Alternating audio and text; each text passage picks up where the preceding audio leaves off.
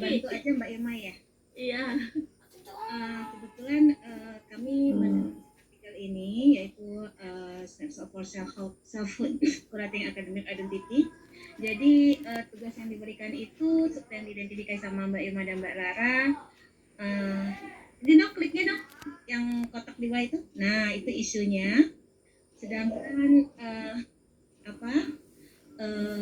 tujuannya adalah to explore the author use of photography as a medium through which represent and interpret her own practice and professional identity. Tolong teman-teman, halo, tolong teman-teman. Meskipun ini pakai bahasa Inggris, Anda langsung terjemahkan. Kenapa? Karena yang ikut sekolah ini bukan orang bahasa Inggris. Tolong teman-teman diperhatikan ya.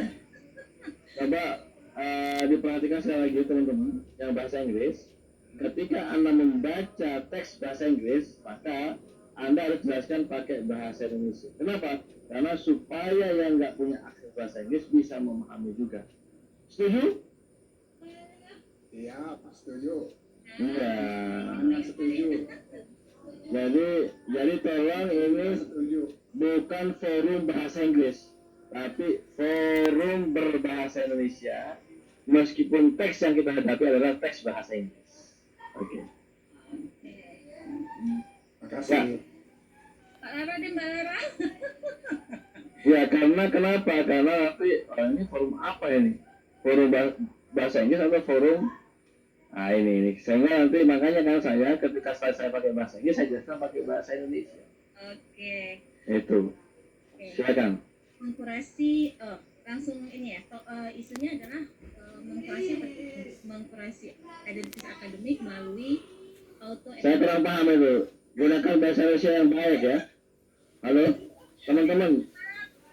Tolong gunakan bahasa Indonesia yang baik dan benar. Halo. Aduh, ini di ospek nih. Mbak Lara, aku nyerah. Halo. Penerjemahannya salah, harap maklum ya. Aman. Kuratinya nggak tahu penyusun yang benar ya. Baik, isunya tentang mengumpulkan informasi mungkin tentang identitas akademik melalui autoetnografi visual. Kemudian ini tujuan daripada penelitian ini untuk mengeksplor penggunaan fotografi sebagai medium melalui representasi dan interpretasi praktis dan identitas praktis dan profesional sebagai Jangan dikit-dikit ngaji, dikit-dikit ngaji. Bisa dikumpulin. Kemudian pengambilannya melalui fotografi yang merupakan representasi ikon dalam jenisnya adalah enggak ikan yuk, kenapa? Terus Ikan YouTube, ya Allah Robi. kan belum ini. Bagaimana data itu diambil? Halo? melalui visual fotografi. Data diambil masa begitu? Data diambil? Ini dari sini. Iya. Fotografi. Mana metodologi. Itu deh. Kalau teman-teman, kalau Anda menjelaskan, jangan menjelaskan di abstrak. Lihat bagian per bagian dalam artikel itu, ya. Oke. Coba, jangan terlalu cepat ini, jangan terlalu cepat. Jangan terlalu cepat. Stop. Agak besar lagi. Menggunakan apa itu? Coba di sini. Jadi apa di sini poin yang paling penting untuk apa ya? Mengeksplorasi konstruksi identitas akademik saya dengan menggunakan apa?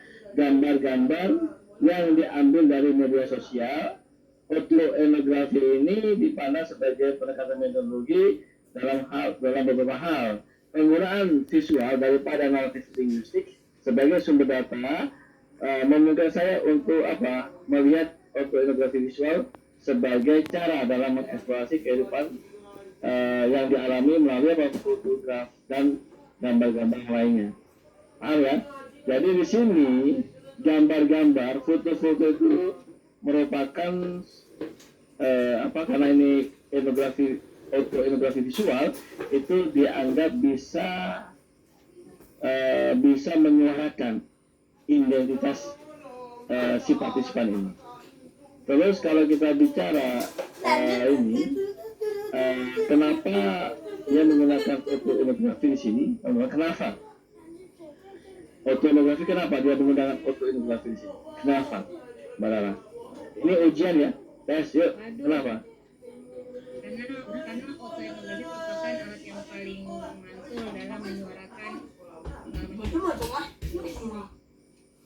Agak mantul juga jawabannya. Ayo yuk. Kenapa pakai otoetnografi? Halo. Pengalaman praktek dan profesional yang dialami researchernya. Coba teman-teman. Kenapa pakai otoetnografi? Peneliti ini yang paling tahu. Iya. Aduh. Coba teman-teman. Kita amati bahwa otoetnografi merupakan proses penelitian kualitatif yang melibatkan apa? Refleksi, ya kan? Refleksi. Untuk apa kita refleksi? Untuk menarik sebuah kesimpulan mengenai apa? Mengenai budaya tertentu atau pengalaman tertentu. Etnografi. Etno di sini apa? Tidak hanya budaya, tetapi pengalaman.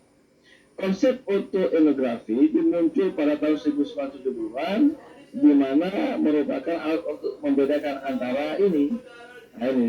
Jadi Adams ini yang menganggap perspektif orang dalam dan perspektif orang luar.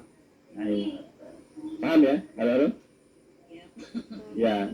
Kalau etnografi itu adalah perspektif orang luar. Saya menganggap etnografi. Kenapa? Karena saya mau mendalami.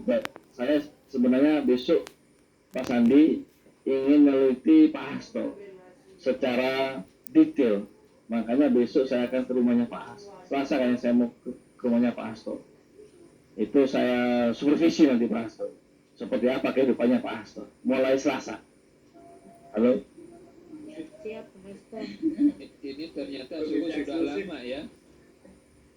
Gimana? Otoetnografi itu sudah tahun 70-an, tapi baru tahu sekarang ya. Nah sekarang Mas Bandi ketinggalan berapa tahun itu? Itu? 30 dengan 20, 50 tahun ya. 50 tahun. Iya, itu usia setengah abad ya. Iya. Jadi di sini teman itu sehingga muncullah disebut dengan otoetnografi. Dari etnografi ke otoetnografi. Gitu ya teman-teman. Paham ya? Sehingga untuk itu, untuk mengkaji formasi identitas akademik ya. Formasi identitas. Kalau kita bicara identitas itu bicara diri. Nah, kalau kita bicara diri, maka diri itu ada namanya kolokasi, hubungannya dengan oto. Oto itu diri. Gitu loh Mbak Lara. Saya harapkan Anda jelaskan tadi seperti ini Mbak Lara. Iya, Pak. Udah diwakili suruh katanya. Ya. Halo. Bandi. Terus ingat, penelitian otoetnografi itu karakteristiknya apa? Kita merefleksi masa lalu, merefleksi saat ini, merefleksi yang akan datang, mengenai apa? Pengalaman budaya personal kita, pengalaman personal kita, pengalaman budaya kita. Dengan begini kita ada sebuah ruang refleksi.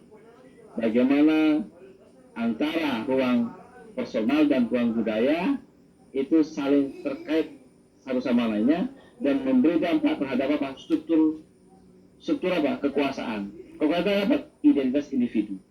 Sehingga dengan kata lain, kalau kita bicara otoetnografi, kita bicara naratif. Setiap naratif itu merupakan menceritakan dunia kita, termasuk naratif itu memiliki sebuah kekuasaan. Untuk apa? Untuk mengungkap dan merevisi dunia yang kita alami. Sehingga kalau kita bicara di sini, ada bicara bahwa apa bedanya ada dua hal di sini di dalam Ya, Umi juga berlebihan, ini malu lah dia wajar. bercerita, teknik bercerita dan pendekatan kritis. Di mana cerita itu tidak netral. Setiap cerita itu ada sebuah ideologi di sana. Oke? Itu loh Balara. Dia besok nggak dikasih Iya, jajan. Kak. Itu kan konsep Pak dia Ya, tidak benar kata kita kemarin dilarang dia bermasalah. itu harus saya Balara. Jadi juga hanya di abstrak atau yang diubek-ubek ya. Nggak sekolah dia besok kan. Hmm. Itu harus Iya, kita sudah tanggung jam jawab. berapa? Karena kalau dia Tadinya juga mau berkata dia harus seperti bersedia ini untuk katanya. menerima punishment. Gitu ya. Diajar dia seperti Tadi itu. gitu deh. Karena kelompok yang lainnya, kelompok kayaknya membiasakan seperti saya nanti ya. Terus ke bawah lagi ya. Coba Ke bawah lagi itu ya Balara. memberikan Nah, sehingga munculnya yang disebut dengan apa? Autoetnografi kritis. Itu ada. Di mana kalau kita bicara autoetnografi kritis, ya itu tadi Kok si bahwa Mari? setiap narasi itu tidak netral, memiliki sebuah kekuasaan di sana. Ya, oke? bola-bola basket yang dia habis Itu loh Balara.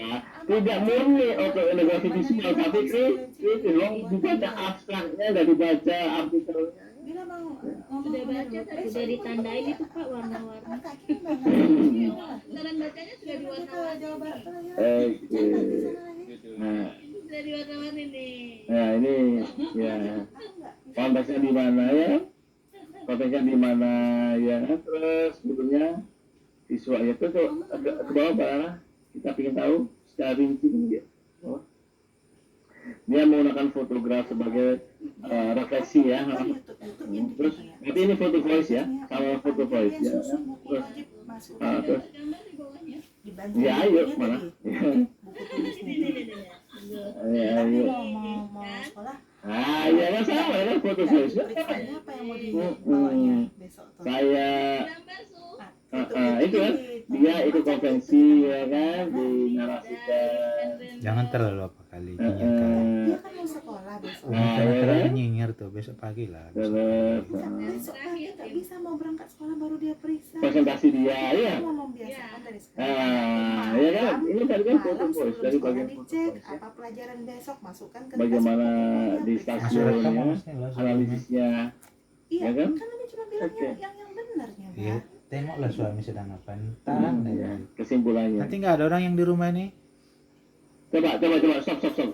Meskipun autoetnografi bukanlah metode penelitian yang digunakan untuk memberikan data yang bisa ditransaksikan, penelitian ini mencari bagaimana mencoba mengungkap sebuah tren, pola, fenomena lintas budaya berdasarkan analisis pengalaman personal.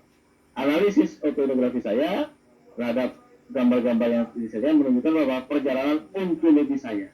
Nah itu. Gitu, perjalanan ontologi ya. Oke, saya ingin Anda merefleksi perjalanan ontologi Anda. Bisa nggak? Sama nggak? Halo? Balara? Bicara Siapa nggak? hakikat. Halo? Siapa Anda? Siapa Anda? Ya, kan?